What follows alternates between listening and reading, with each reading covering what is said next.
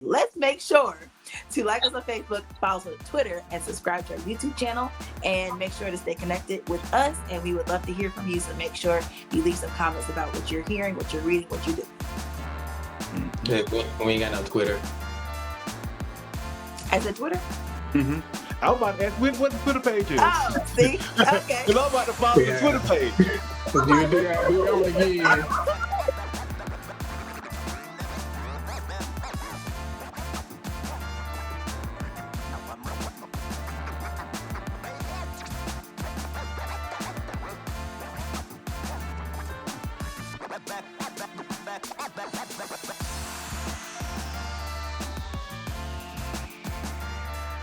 Hey everyone, and welcome back for a new episode of Four Friends in a Book podcast. I'm Chris Colston, joined here with Isaiah Tukes, Kimberly Lake, and Laria Reed. So if you're new to the channel, Four Friends in a Book podcast is our monthly podcast series where we have a discussion centered around a book that we're reading together, and we meet here for the discussion of that book and any topics, current events, trending things that may or may not relate to that book. So somewhat of a book club, book review mixed with just table talk amongst friends.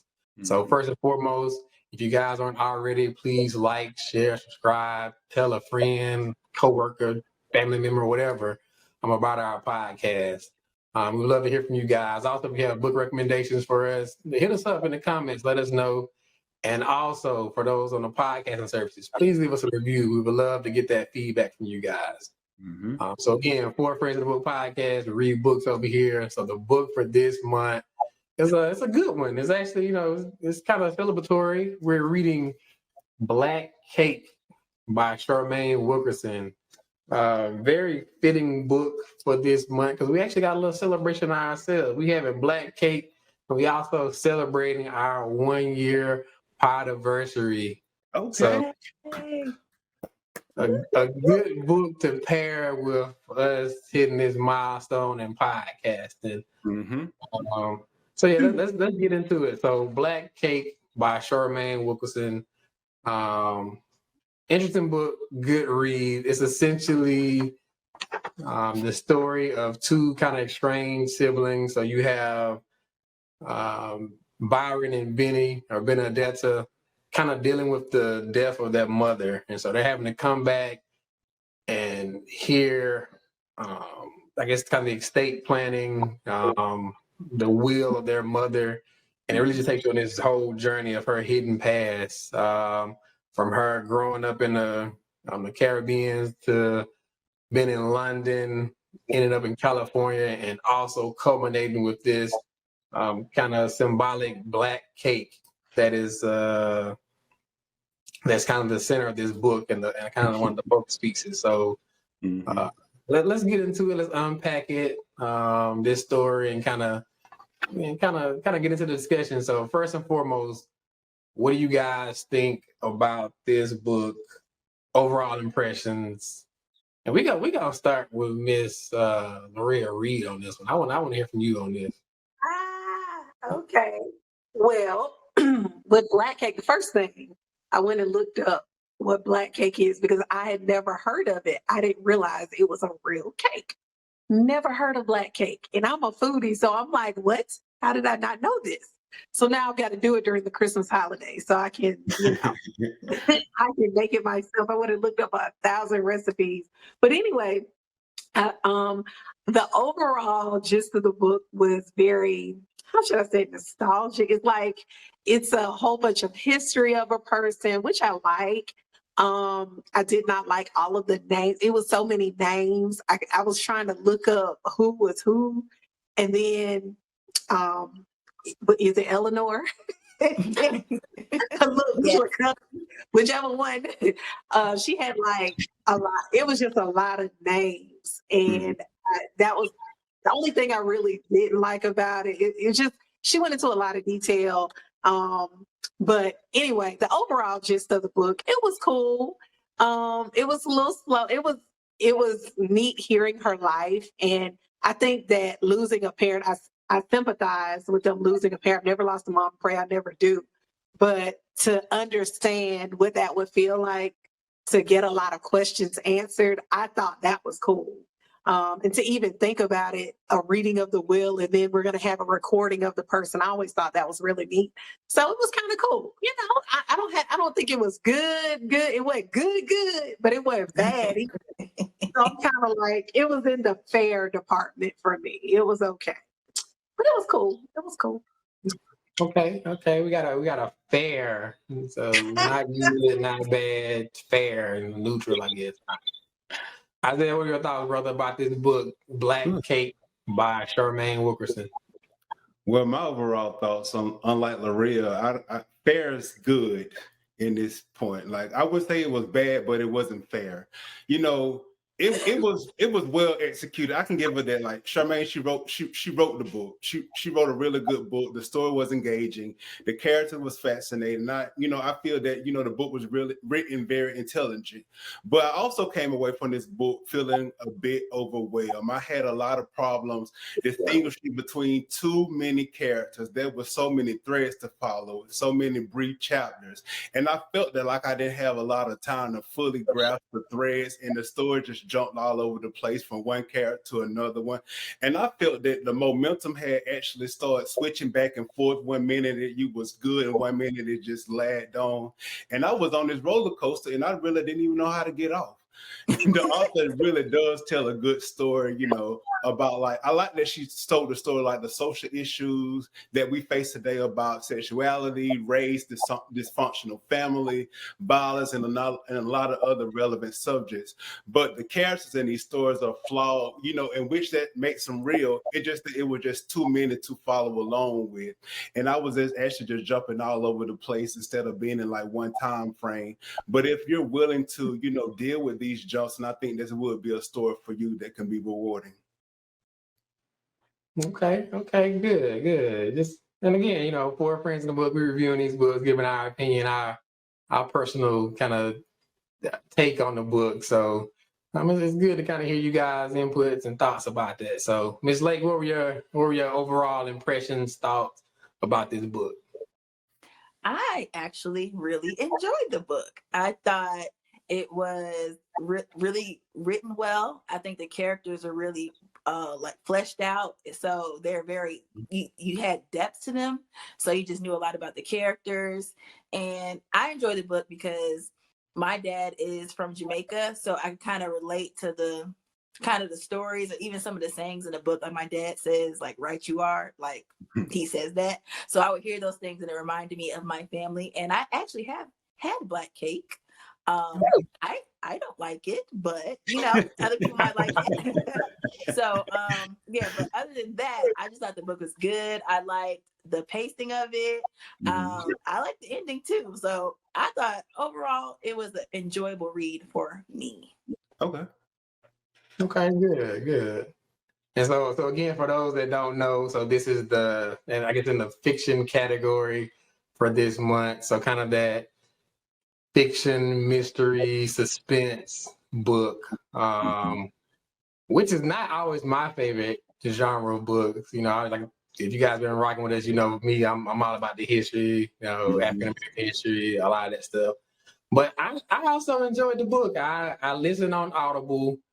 So I didn't actually read it. So I listened on Audible, and I think that may have helped me out with this particular book. So there was a lot going on. There was a lot of characters. There was a lot of just switches throughout the book. But I think with a book like this, it's kind of necessary. And we've kind of talked about in other, fiction books that we've read. It's kind of necessary to build up front to kind of really get that, for the story to really unfold. Because again, once it unfolded, like, you start hearing about Eleanor's past, and the kids are kind of just like hair blown back because they're literally listening to the life and story of their mother. Like, postpartum, she's dead, like she's gone, and they're hearing all this stuff that they're hearing for the first time. And it was kind of just like, wow. And she had a crazy life, crazy story. And it was a lot. I think it took a while to build. There was a lot of different characters, but I feel like it was necessary for it to make it unfold properly. The only issue I had was the ending. And I don't know if it was because there was just so much that happened prior to that. So by the time you got to the end, I just feel like it kind of fizzled out. I don't know how it could have ended better. I don't know if it could have been done differently to make it better. But that was kind of the only issue that I had with the book. I just feel like it didn't end well. Audible, big shout out to the narrators of the book on Black Kick. So look, whoever the narrators were, they put their little island vibes, they island twists. I mean, they was put their little accent on it. So shout out to the narrators. They did an excellent job, and I think they kind of really brought me in as well, just hearing the different characters, inflections. I wrote it down. It was narrated by Simone McIntyre and Lynette Freeman. So excellent job narrating the book. I thoroughly enjoyed that part, especially with the island accents. You know, I loved it. Loved it. Your accent is killing me. Yeah, man. You know. Y'all may have me giving Audible a chance now. I didn't know they do the accents and stuff. Okay. Yeah. Okay. But see, Chris, let me just say this before we keep going. It took us a while to get him on board with Audible. Okay. So we're making strides. Isaiah, you're next. Okay. Yeah, like I agree. For those, like I told you, when we first started this thing off, like it was struggling to read and really dedicate time to kind of sit down. The Audible app helps out immensely. You can kind of listen when you're driving in the car, you're in the gym working out, you're in a grocery store, whatever you're doing. You can just really listen. And if you have a good narrator, like in this case, they really bring the book to life, and you get the visuals of kind of hearing it, especially with the character. So for those that haven't checked out Audible, it's a great app for listening to books, and especially if you have a good narrator. Like I said, it makes it a whole experience, a whole vibe. And took your boy to the islands on this one, so I was happy.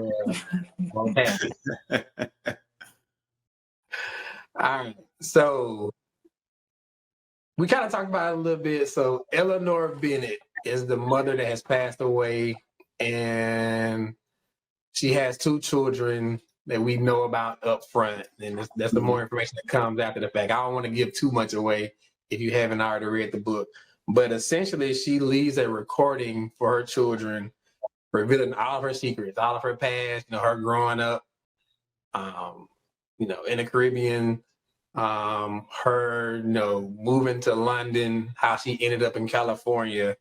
So kind of a question for you, for the 4 of us here, like, how would you feel if your parents left a recording for you?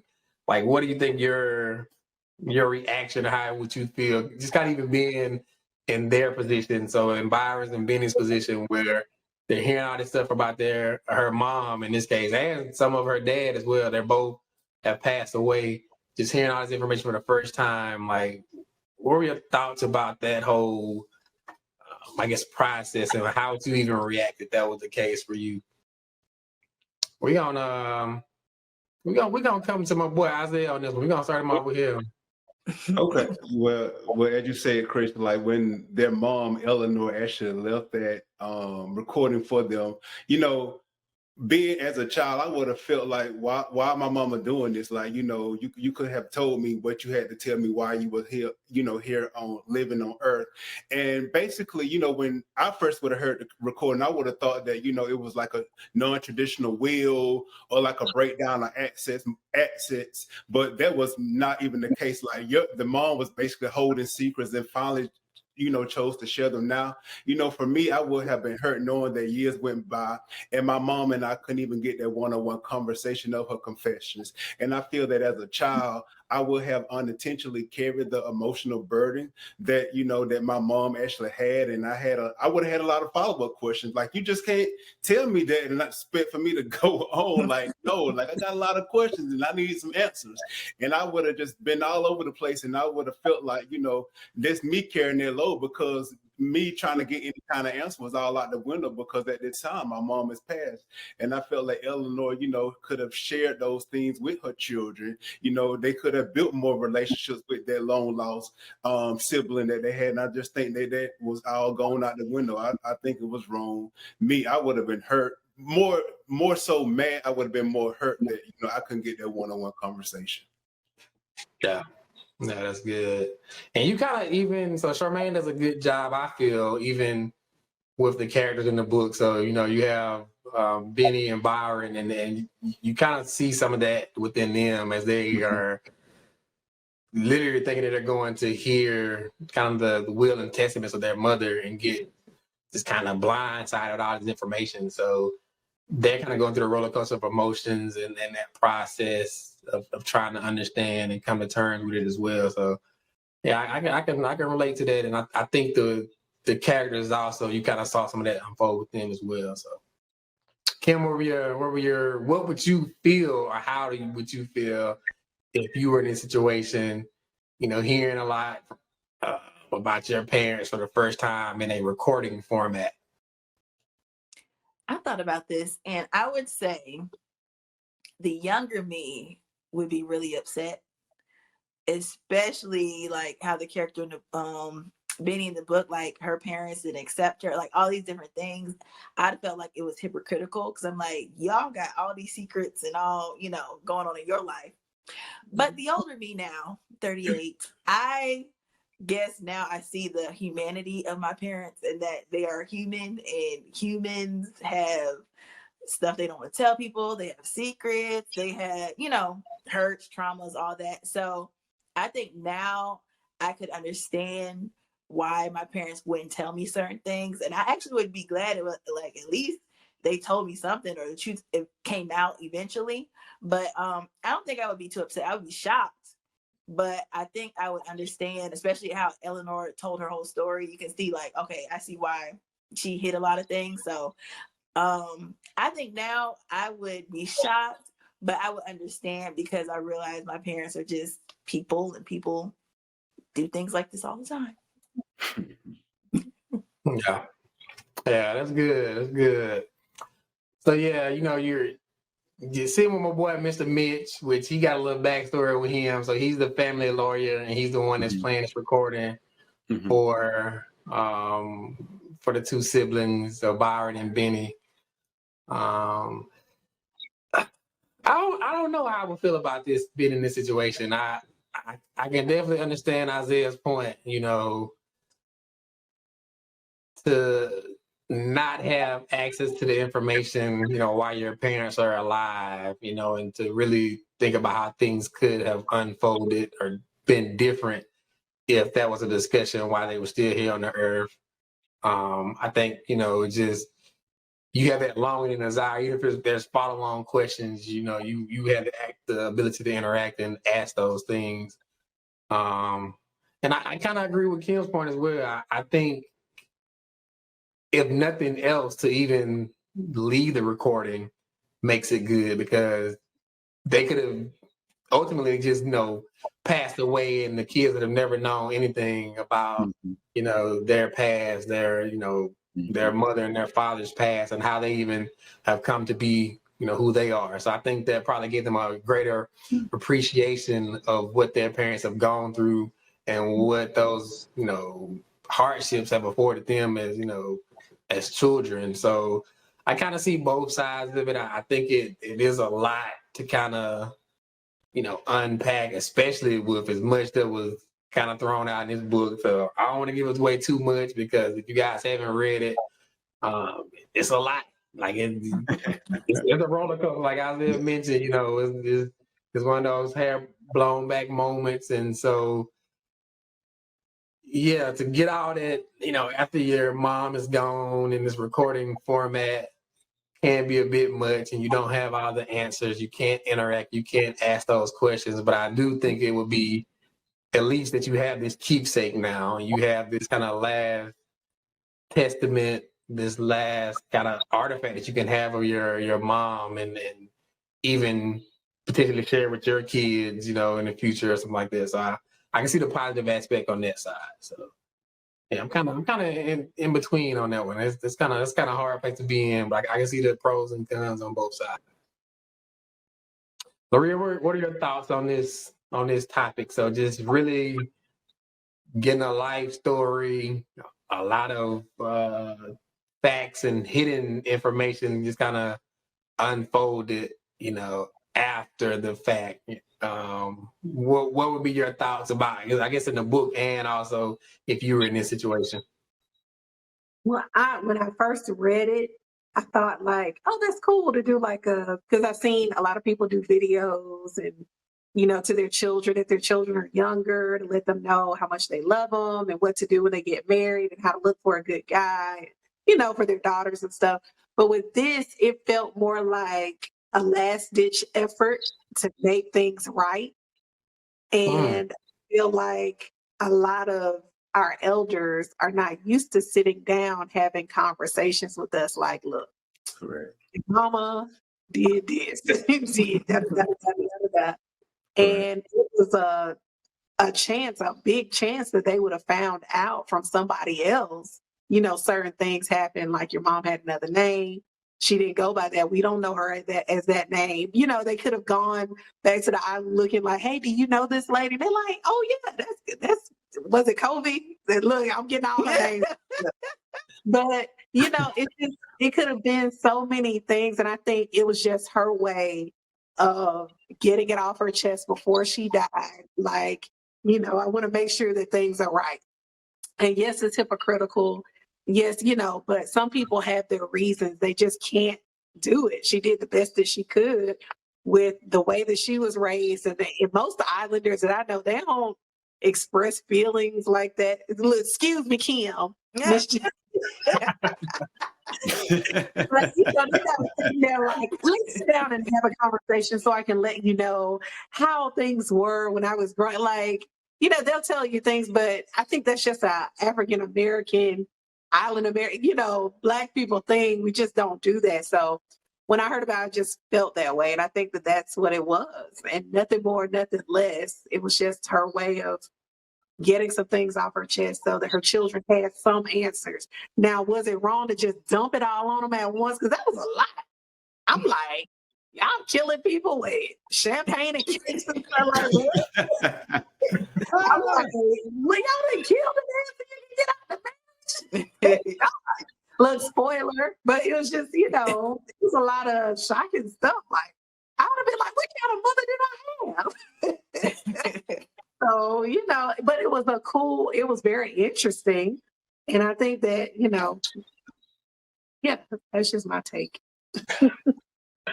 Yeah, no, I think you bring up a good point. I think it may be generational, and even we've talked about it before in our culture, we don't typically talk about our past, whether that be traumas or just kind of hardship or things we've gone through. And so historically, those things just kind of go unspoken. And considering the life of like Eleanor, Covey, whoever you want to call her, like she had a lot going on. You kind of alluded to it. We got this murder mystery, people popping up dead, taking on new identities. There's a lot. And so as a child, to hear that your parents have gone through some of these things and activities, I think could be overwhelming. I don't know if she had a guilty conscience. I don't know what it was, but I think it was good that she actually finally came to terms to leave something, a lasting memory for her kids, to at least have the ability to kind of work through this process and not just be completely blindsided. Like you mentioned, they could have went back and found something on their own and not hear it firsthand. So it wasn't firsthand in the sense that she told them directly, but at least she left a recording to give them a little history about their lives. So I thought that was cool. So we kind of talked about it a little bit already. Whole bunch of characters in this book, whole bunch of people. There's a lot going on. I mean, we got name changes. It's just a lot.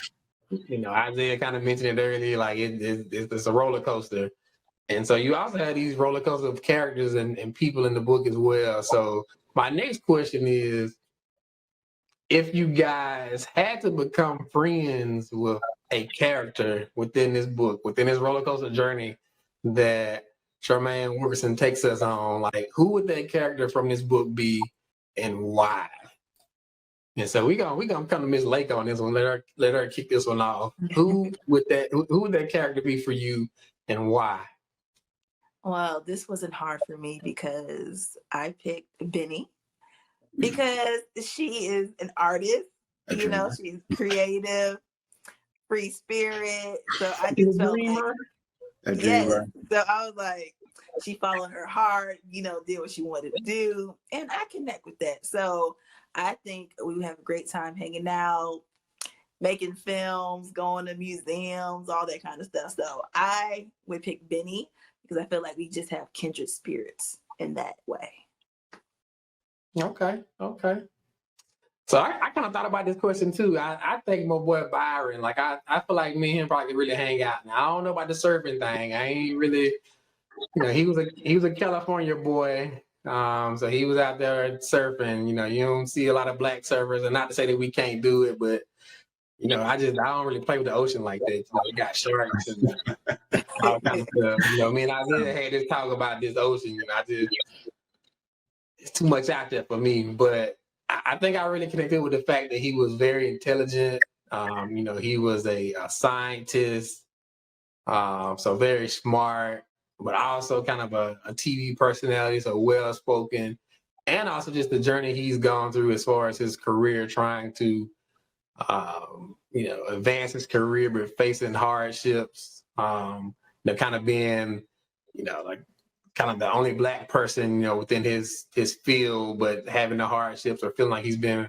passed over for a promotion opportunity. So I think, you know, also as a black man, you know, in a professional career field as well, just I think me and probably could have a lot that we can relate to and connect with on that level. So I think if I had to be friends with somebody, you know, it'd be my boy Byron. We you know, kick back and nerd out and just kind of have a good time. So outside of the surfing stuff, but yeah, he was my kind of favorite character throughout the book, and I think me and him probably would connect in real life if that was a possibility. So, Laria, who was that character for you? I was thinking about this, and I really didn't. I was like, and them died trying to get with his wife. It was so much. But the most interesting person to me was, of course, Eleanor. I mean, even from her getting her name, like her life story, I wish I could just sit down and just let her talk, because what we got was good. But I feel like with that, she probably had like 8 million more stories. And I'm like one of those people who love to hear, you know, older people talk about different things they went through and how things were. Because I'm like, tell me some more about Scotland. Like, you were in this, you know, you've lived in all these different places. And yeah, like she had just an interesting life. So I would want to know more from her, even though the writer gave us a lot, but I would want to know more about just her. I think I would click with her. Okay. I like that. Yeah, she definitely had the interesting past. So yeah. I think I understand that. All right, Isaiah, who's that person for you? You know, if I had to choose, I'd choose none of them. These people crazy. I'm just playing. But if I did have to choose someone, like Chris said, it would actually be Byron. And I chose Byron because Byron was intelligent. He was a go-getter. He was ambitious. Chris, I would actually go out there and go surfing with Byron, because, you know, I like to try stuff like that. But out of all Byron business decisions of wanting to move up within his company, what I most connected with Byron is he was family oriented. Like no matter what he wanted to go within his career, he was going to see about his mama, and that's how I am as well too. You know, that's why I connected with that. Like, it does not matter where my career takes me. Mama, daddy, they coming first, and they coming with me, and I like it because he stayed with his family when his sister left for 6 years, and you know, he put them first, and that's what connected me, not the ambition, not nothing, but just the family-oriented person, the humbleness, and that's what I connected with. Yeah, that was good. I think that was a very relatable character. him kind of being there for his mother. Even when Benny didn't show up for their father's funeral, him just kind of being the strong person within the family. Even, hearing the backstory of him being the big brother and looking out for his sister when she was younger. So yeah, he was a good character. I definitely connected with him. Benny had her kind of roller coaster of events and her different things as well. So I can understand that. Of course, Eleanor Covey, whoever you want to call her, like just an awesome character. Y'all didn't talk about my boy Lil Man. Y'all didn't talk about Mr. Lynn. But there's so many, it was so many characters throughout this book. My boy Gibbs. There were so many characters throughout this book. And like I said, I think Charmaine did a good job. It was a lot of building, but it helped it to really unfold and it kind of bring the book to life as you read it. So it was good. All right, so look, we're gonna pivot a little bit here. I talked about it when we first started. We reading Black Cake by Charmaine Wilkerson. Good book, good read for this month. This is a cake book, Black Cake. Kim said she's tried it. She didn't really like it. I don't know much about it either. But we are also celebrating here on Four Friends in the Book podcast because we've hit a major milestone.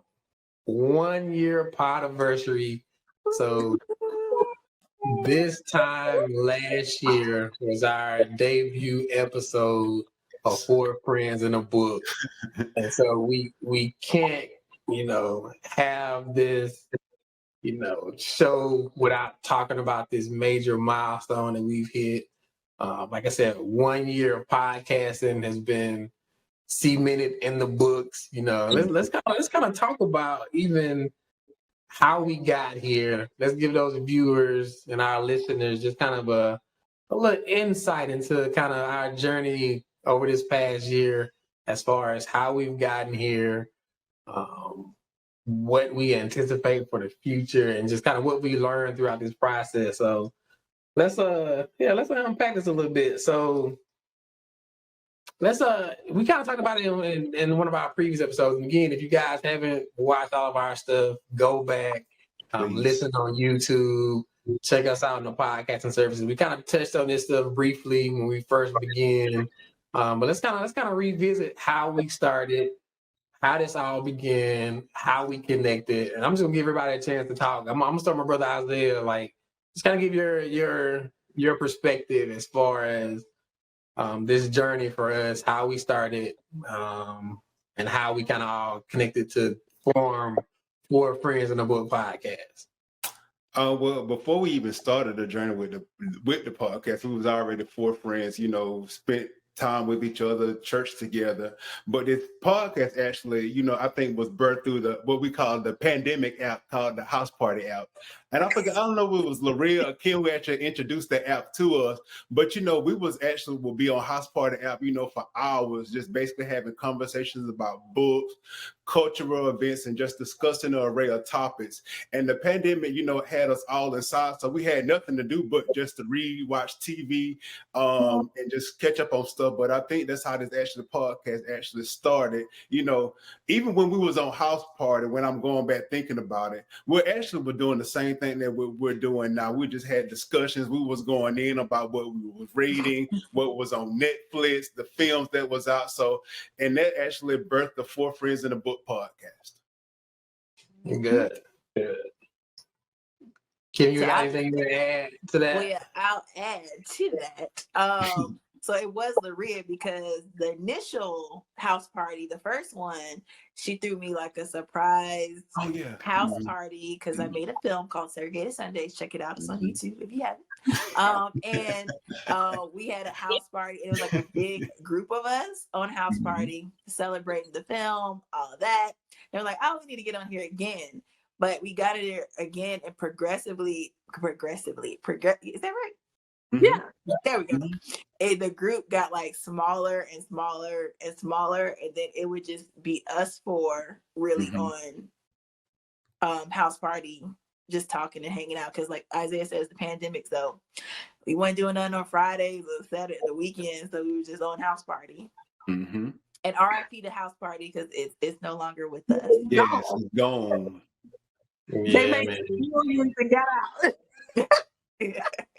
Yeah, like we wore the house party app out. Yeah, we was on there playing Uno, playing trivia. Charades. Yeah, I think you guys just bring up a good point. It kind of all just kind of was organically came to be. Like I said, we all are kind of connected with a local church here, which kind of has been our connecting piece. We've kind of had just kind of individual connecting pieces that have kind of brought us all together with some of our common interests. And yeah, we was just really talking about brainstorming about some of the stuff we were talking about. It was like, it was in that moment of, quarantine, pandemic times. And I think it was more so just an outlet for us to have, an opportunity to kind of connect in this digital environment. And I think as we would continue to do that, we just thought about like, man, we probably should do a podcast. That's true. Like I said, prior to that, I had no initiatives or even plans of doing any type of podcast. And it's kind of weird. I had started doing some like online events and speaking things. And so I was kind of slowly starting to come into that lane. But again, it was just kind of things that kind of popped up because at that point, everybody was doing it. Like, all you had was online activities. But yeah, I really didn't have any aspirations prior to that. But it's been a good journey.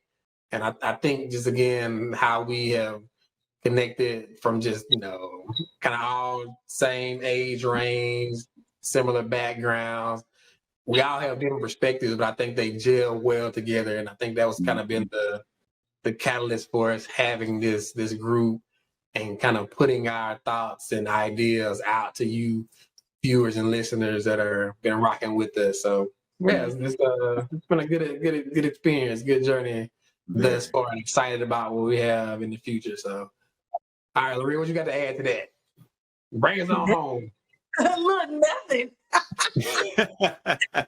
It's all facts. It's all facts. Everything everybody said is the truth. We're the cool nerds. We enjoy talking about a lot of different things, and it's cool. And it's still having conversation with you all because it's different perspectives. We all have different backgrounds, but we're alike but not alike. I like that. Okay. Well, Lorraine, I'm gonna come back to you then for this next question though. So, all right.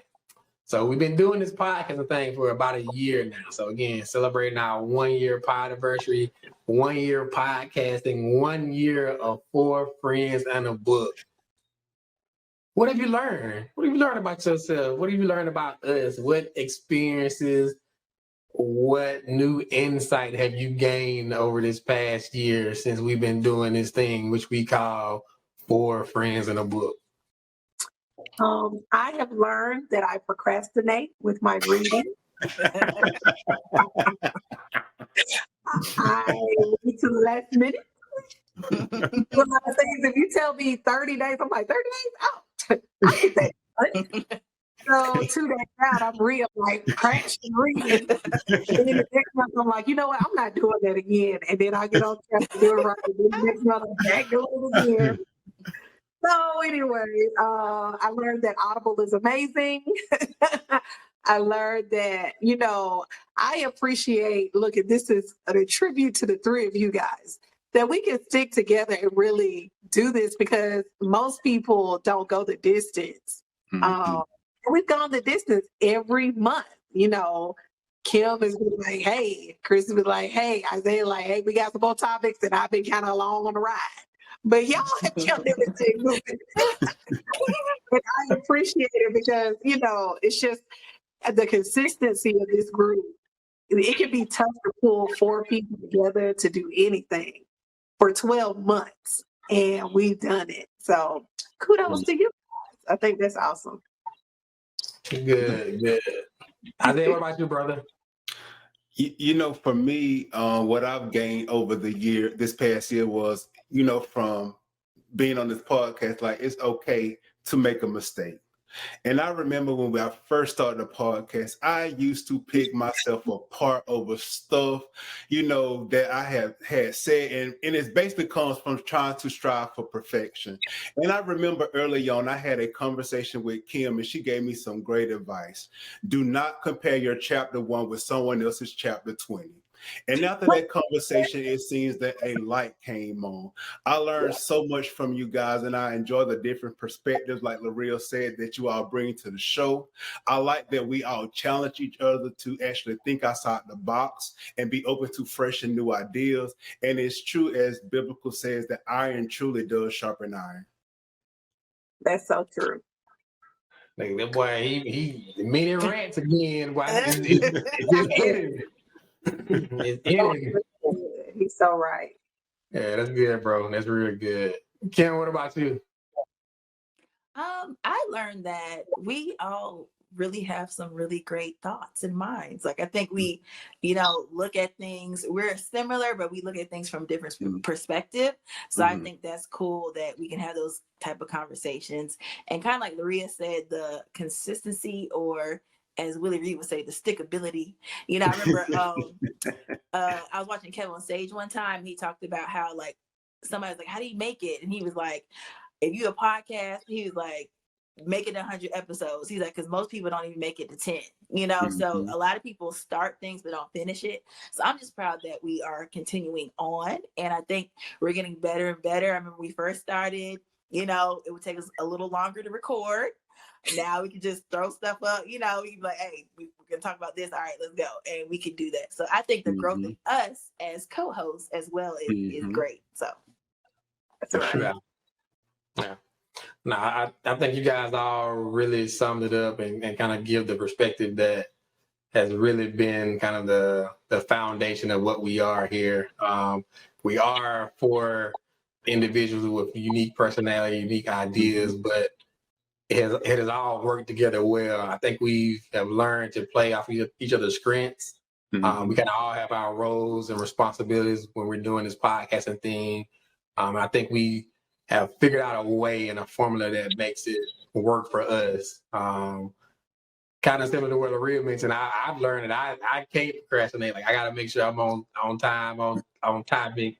And it's really been good for me because this has forced me to do the reading that I always wanted to do. So I was enjoy reading, but just never made the time to do it. Whereas now, we got to have these podcasts out. So it's really forced me to take the time and to set aside the time to kind of plan and to make sure that we have things kind of in order. Because I don't I said, I don't just want to get up here and make a fool of myself. So, but I think ultimately, like I said, like you guys have kind of mentioned, how we have a unit and a group that's really working well together. And it's really been a good experience of just learning about podcasts and learning about, the presentation and a lot of the behind the scenes things as well, as far as just getting better at doing this thing and being able to engage with audience and each other. So, it's kind of, it's allowed us to reflect on each other. And also to our viewing and listening to the audience to kind of get that feedback. So it's been a good experience and a learning experience. So, yeah. All right. So, talking about the past, what we've done, how we started, what is in the future, or what do you guys hope is in the future? What's in store for Friends in a Book? Like, what's I'm gonna come to the dreamer over here because I know she's got some the dreamer way out there. Not way out there, but I actually, because I listen to a lot of podcasts, and a lot of podcasts do live shows and tours. So they'll go to cities and do a live version of their podcast. Might be in the theater with their audience. So every time we do the podcast or I think about future, I would love for us to be able to go on the Four Friends in a Book tour and do live podcasts in a couple of different cities. So that's where my mind is. Future. Okay. I like that. Yeah, that's good. That's good. I think for me, I'm looking forward to just like really getting into like a space or a studio space or just us, kind of getting outside these four frames that we have here and just kind of being in a collective area where we can really record. I'm excited about what the future could bring as far as new books, new topics, even these author spotlights. I mean, I think that's been a great thing. So even how this podcast is growing and evolving, I'm just really excited about the unknown and uncertainty of it. So I think for me, it's just, I feel like we have kind of untapped potential. We've made great leaps and bounds with this thing, but I just know we can take it so much further. So I'm just excited about what we can do that we don't even know we can do yet. So Sure. that's kind of my I guess future hopes and plans for us. So. All right, Loretta, coming to you on this. What are your hopes for us in the future for Four Friends in a Book podcast? Well, I just see us interviewing like a lot of celebrity artists and different influential people who have a lot of thoughts and great minds. I just see us like sitting out on a sofa or whatever, just talking to different people, maybe once every quarter or something like that, where we have like a huge person. And I just really feel like that's doable. I think that can happen. And I always envision it in my head. So I think that it's going to happen. Oh. Look, my boy Isaiah already called you a media mogul, so maybe it's rubbing off on us. You know, we might. Okay, the mogul. Let's try. All right, Isaiah, what are your hopes for the future for Four Friends in the Book podcast as we reflect on this 1 year anniversary? For me, I truly believe that your gifts will make room for you. So it's important that for us not to actually rush to the finish line. Like we actually must sit in the work, learn from the work that we actually do, find enjoyment actually in the work. And I'm glad that we actually enjoy actually doing this podcast, trusting that the process, that our improvement along the way will actually provide opportunities for hope. And actually we found wins out of this. I have enjoyed this journey with you guys. I couldn't have imagined, being on this podcast with any other people. And I actually hope that this show continues to positively impact the lives of so many people that actually watch us. And that was That's good. That's good. So again, Four Friends in the Book podcast, we read books over here. The book for this month was Black Cake by Charmaine Wilkerson. And we're also celebrating our 1 year anniversary of podcasting. Four Friends in a Book is 1 year old this month. So we're just excited. We thank you guys for supporting us on this journey. And we just look forward to what may come. As my brother Isaiah said, as we enjoy this process, things will just continue to unfold. And we're just excited about what's to come. So again, if you've been rocking with us, we ain't gonna get away from it. We got this special segment. So I ain't forget. So we got this special segment that we have every episode, which we call the rant. 60 seconds, uninterrupted, speaking from the heart. My boy Isaiah Tucson gave us like 2 or 3 mini rants just in this episode alone.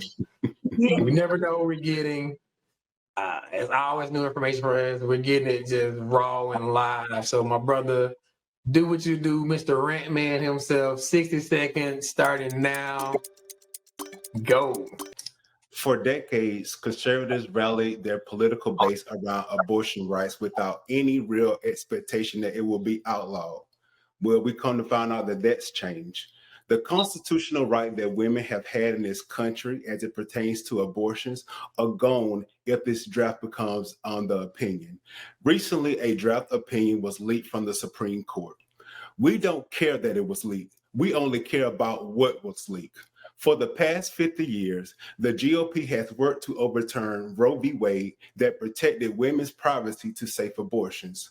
One of my many issues with the pro-life constituents is that many say that they are pro-life, but they are also against the social safety nets that would tremendously help low-income children and their families. They also managed to be pro-death penalty, pro-violent policing, pro-unrestricted Second Amendment, and the list goes on. And all their life support dwindles immediately after a child is born. They don't care about helping babies. They only care about them being born. And that's that on that. Yeah, brother, like I said, it's just so much going on. within our country right now. And I think this kind of speaks volume to us really being engaged with the process, also being aware, and also, we've mentioned it before, how your vote really matters. You know, we get these people that are in these offices and they have the access to, you know, appoint and appropriate certain people in our, you know, legal and governance system. So it is important. We may not see it in a moment, but we have to play our role and our part, and just really be engaged. So yeah, brother, thank you for your rant and just, again, providing information to our viewer and listening audience once again. All right, so we just wrapped our book, Black Cake, Charmaine Wilkerson, celebrate our 1-year anniversary of podcasting, and my boy just killed his rant once again. So, 4 Friends in the Book, we read books over here, and we got to tell you about the book we got coming up for next month. Isaiah, go on and give it to him, brother. You know, before we let you go, please join us on our next episode as we discuss Heads of Color People, stories by Nafissa Thomas Spires. This book has been on everybody's shortlist and now it has made the radar of 4 Friends in a Book podcast. Laria, can you please tell the viewers when they can tune in? You can tune in every third Thursday, right here. Every third Thursday of every month, we are right here ready to give you great reads that we have every month. And make sure to like us on Facebook, follow us on Instagram, and subscribe to our YouTube channel to stay up to date on all our podcasts and any new content we put out. And always, guys, we appreciate you for your support, for tuning in and listening with us. As always, let's continue to read, let's learn, let's grow, and let's have a discussion here on 4 Friends in a Book. Thank you. Thank you.